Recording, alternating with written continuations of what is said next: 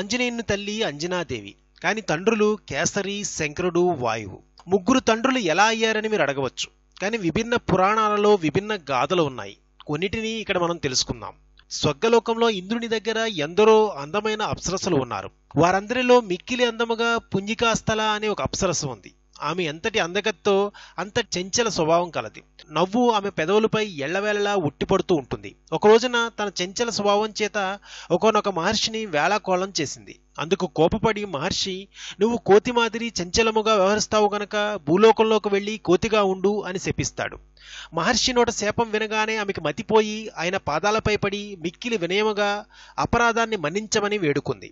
మహర్షులు సహజంగా దయ కలిగి ఉంటారు. వారి క్రోధం నీటిపైన గీతలాగా కనిపించి మాయమైపోతుంది. ఆయన ప్రసన్నుడై, నేను ఎప్పుడూ అసత్యము పలకలేదు. నీవు కోతి రూపాన్ని ధరించవలసిందే, కానీ అభిష్ట రూపాన్ని ధరిస్తావు. కోరినప్పుడు మానవ రూపాన్ని ధరించగలవు, వానర రూపాన్ని కూడా ధరించగలవు అని అన్నాడు.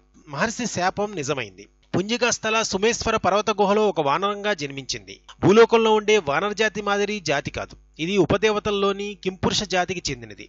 వీరు అభిష్ట రూపధారులు. వీరి ఆకృతి మానవాకృతి మాదిరిగానే ఉంటుంది. తోక కూడా ఉంటుంది. కేసరి ఒక వానర రాజు. కేసరికి ఆమెకు వివాహమైంది. వీరికి సంతానం లేదు. అంజన పుత్రప్రాప్తి కోసం శివుణ్ణి ఆరాధించింది. ఒకవైపు విష్ణువు శ్రీరాముడుగా అవతరించనున్నాడు. తాను కూడా భూమిపై అవతరించి శ్రీ మహావిష్ణువుకి సేవ చేద్దామని శివునికి కోరిక కలిగింది. శంకరుడు ఏకాదశ రుద్ర రూపుడు. శివుని యొక్క 11వ అవతారమే హనుమాన్. శివుని వరప్రసాదము చేత అంజన గర్భం నుంచి స్వతహా శంకరుడు అవతరించినందున హనుమానుని శంకరసూనుడు అని కూడా అంటారు. శంకర వరప్రసాదాన్ని అనురక్తితో పవనదేవుడు అంజన గర్భంలో ఉంచుట చేత పవన కుమారుడైనాడు.